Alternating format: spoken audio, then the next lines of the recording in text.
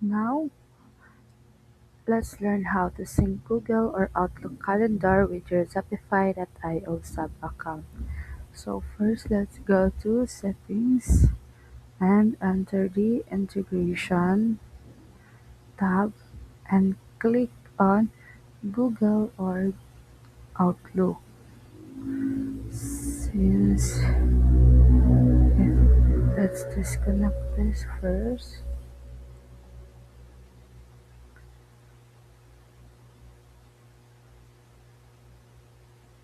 So let's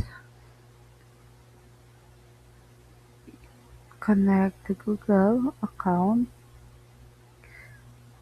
sign in and authorize Shopify.io to access your calendar. Continue.